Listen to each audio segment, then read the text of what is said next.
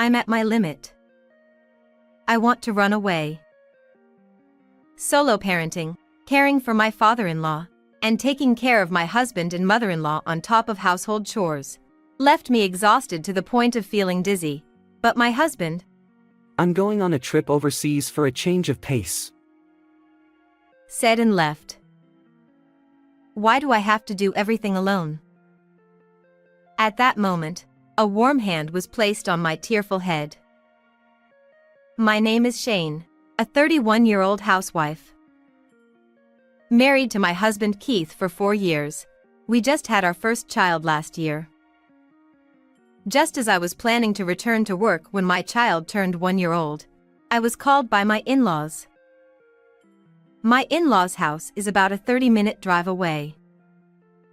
It's a bit complicated to get there by train, and traveling by public transportation with a baby is tough.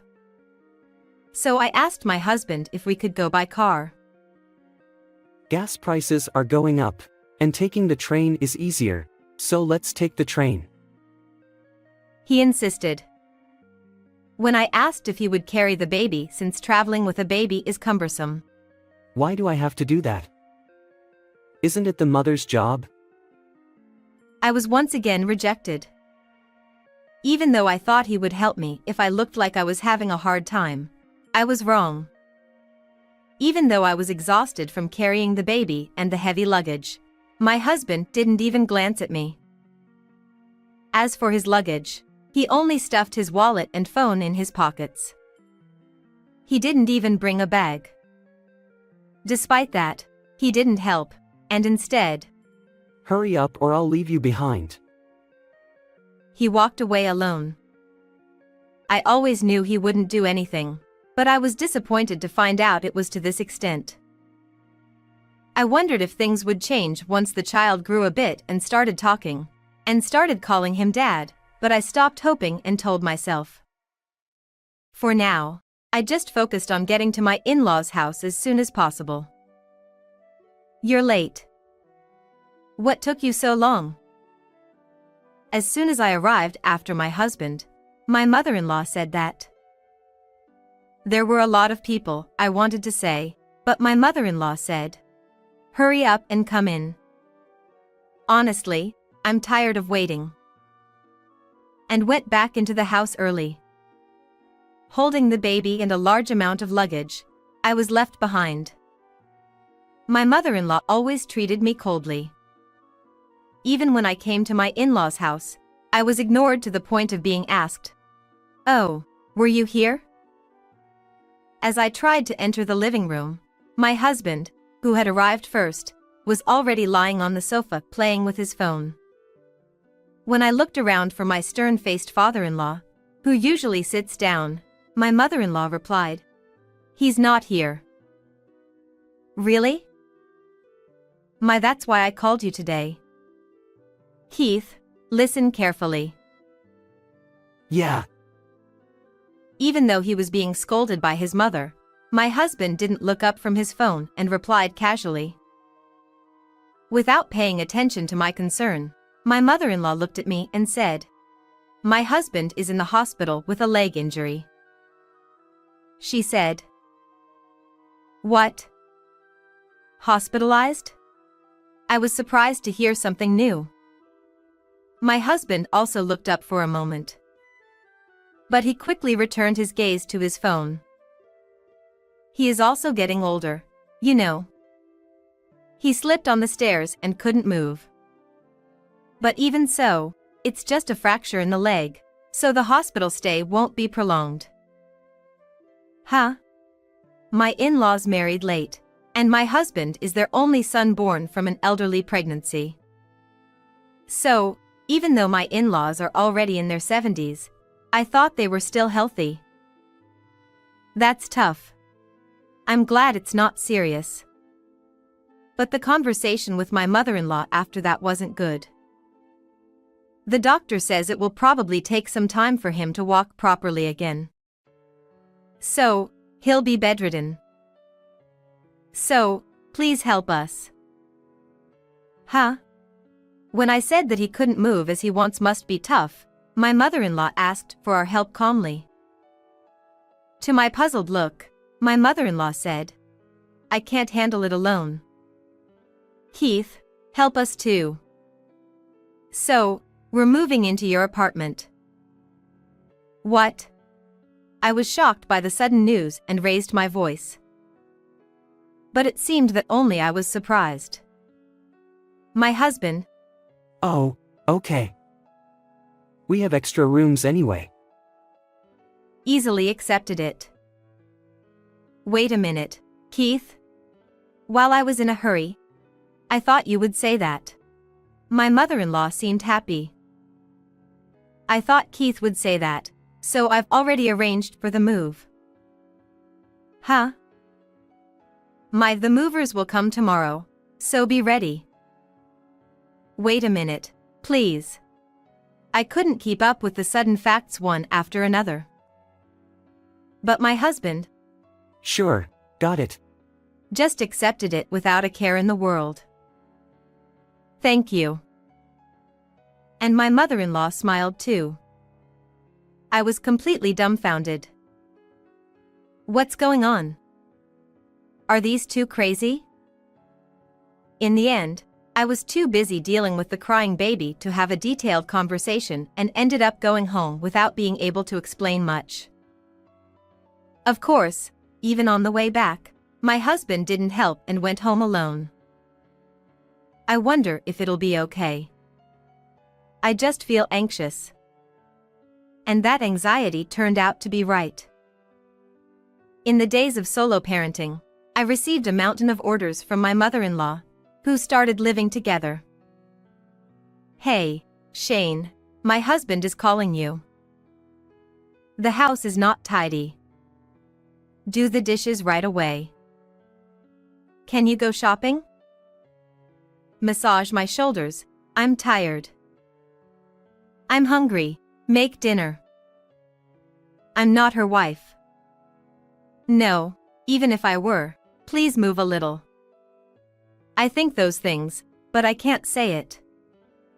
I want to say it, but I don't have the energy or strength to say it. Even though we started living together, my husband remained the same as before, lying comfortably alone, either watching TV or playing with his phone. And I'm hungry. he says the same thing as his mother. As for me, I'm busy with household chores while carrying the baby on my back. And then, my husband needs to go to the bathroom. There's also the care of my father-in-law who was discharged from the hospital. I thought my mother-in-law, who gave birth to my husband at an older age, would at least take care of my father-in-law? Well, she didn't. Like mother, like son, they're just alike. They're both expecting me to do everything. I'm sorry, Shane. My father-in-law was the only one who thanked me for running around. Without him, my mental state would have collapsed long ago. "Shane, the rice isn't cooked yet." "Sorry, please turn on the switch." "Do it yourself," my mother-in-law said, laughing loudly as she watched TV. Hey, Shane, prepare my bag for the business trip tomorrow. "Sorry, I'm still making baby food." "Do it yourself." Ha! Hey, who do you think is supporting our lives? Do it. You're useless. Saying that my husband opens his phone. In addition, the baby on my back starts crying. This is probably a diaper change. My hair is messy, and I've probably been wearing the same clothes for days. The laundry is piled up and scattered without being folded. I don't have time to clean up, and the garbage is scattered. Seeing that, my mother-in-law shouts again, "Clean up." Hey, is this some kind of punishment?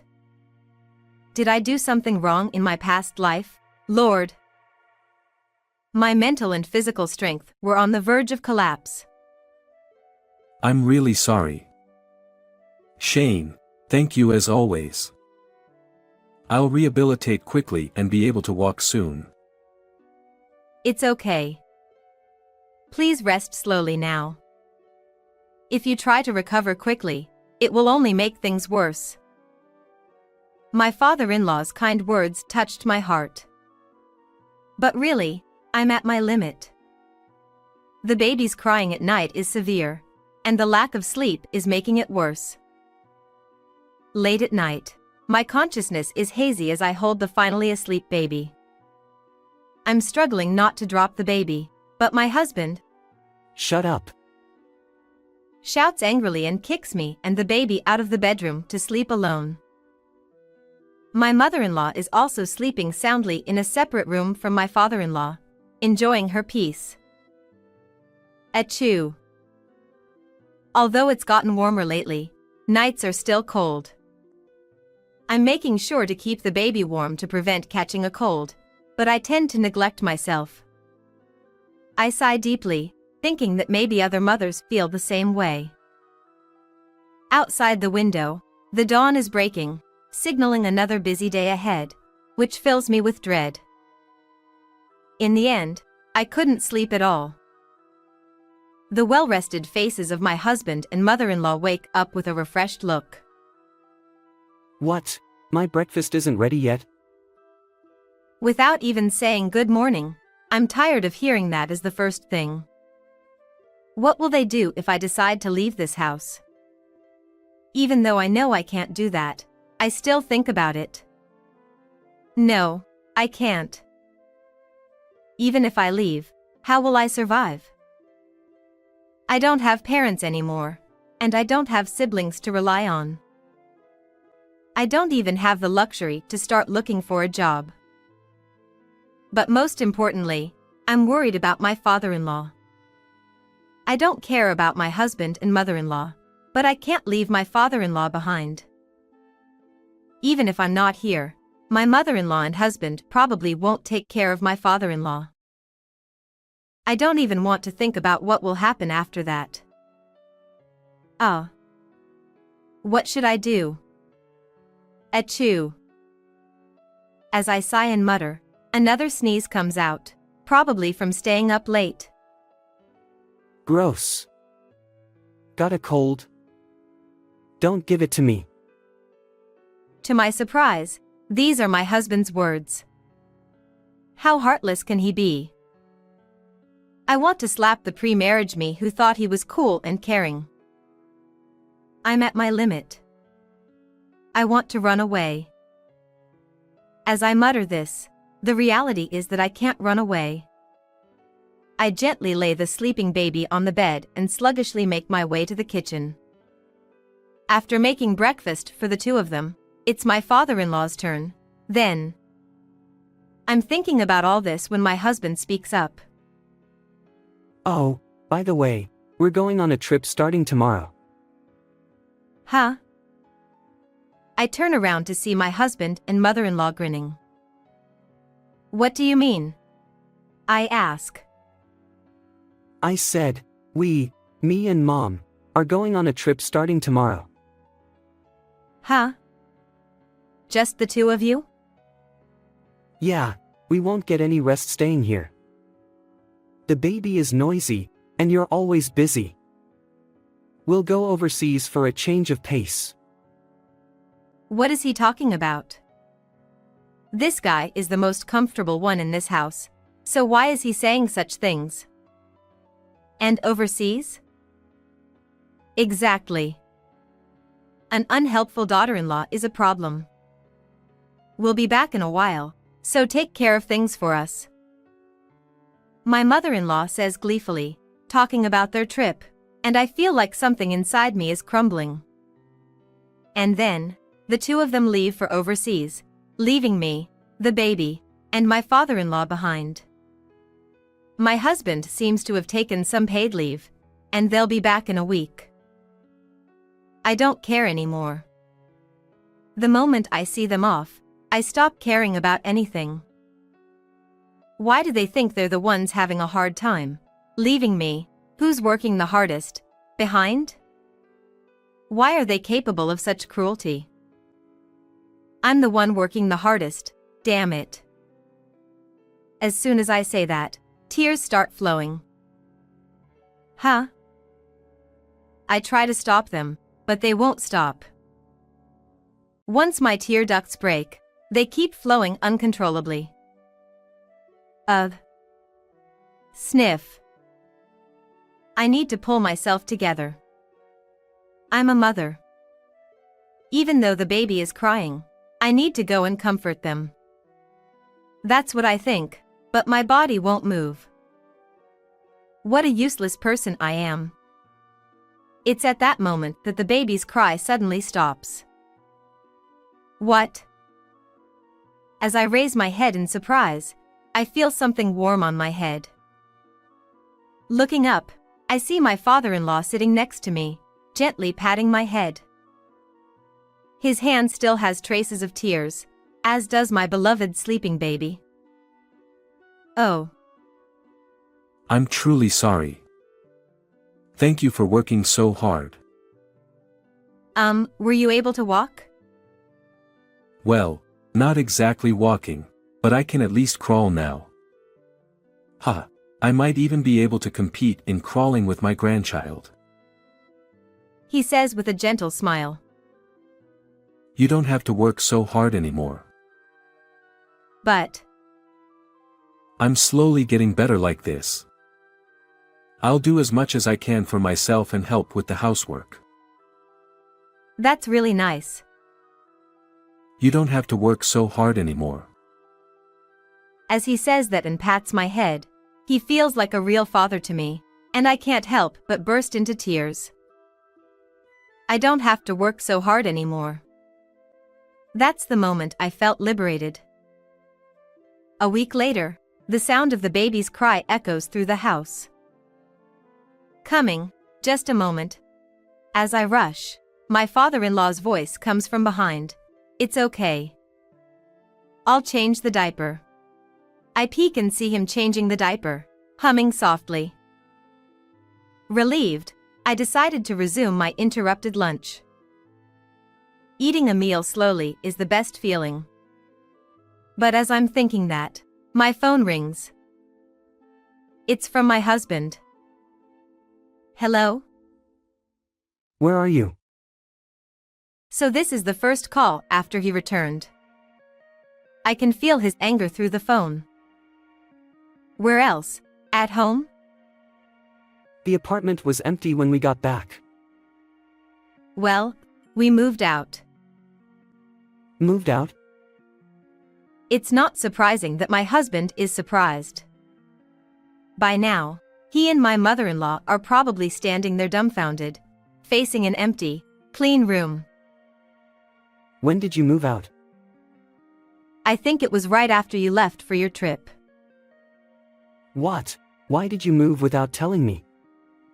Come back home quickly. Impossible. Because we already terminated the lease. Terminated? Anyway, we won't have to move out immediately. We're fine until the end of next month, but don't mess up the place until then. Why did you terminate it on your own? That's my prerogative. After all, it's the apartment I've been renting since before we got married. Indeed. The apartment has been mine since my single days. I chose a reasonably spacious apartment because I didn't like cramped spaces. When it came to getting married, I thought about what to do, but I ended up continuing to live there. My husband has never paid the rent, of course. Since you're the one renting it, you should pay for it. He said. Similarly, he's never paid for utilities either. I quit my job after giving birth, but I managed to keep paying with my savings until now. You forgot about that too? You used to say stuff like, "Who do you think is supporting our lives? But who do you think it is?" I say, and my husband falls silent, unable to say anything. On the other end of the phone, my mother-in-law shouts, "Hey, Shane, what are you doing on your own?" And she's shouting too. Oh, did you enjoy your trip overseas? You were probably just as lazy there as you are here. That's none of your business. That's right. It's completely irrelevant. It won't be relevant from now on either, so please don't contact me again. What do you mean? I'm talking about divorce. Once we divorce, we're strangers. I have no obligation or duty to take care of you anymore. My husband shouts on the other end of the phone. Divorce? Without a husband like you, I can live in peace. How will you live without an income? Don't worry about that. I'm already starting to look for a job. And the child? I'm looking for a daycare too. Isn't that obvious? My husband trembles on the phone and says, Where do you find the time? That means you understand that I'm incredibly busy and don't have time to look for work or daycare, right? Well, you understand, yet you do nothing and laze around. And then you go on overseas trips for a change of pace. So that's how it is. Do you think this marriage has any benefit for me? When I asked, my husband fell silent. That's the answer, foolish man. But from behind the fool, another fool, his mother, shouts. Hey, Shane, what happened to my husband? The apartment is empty.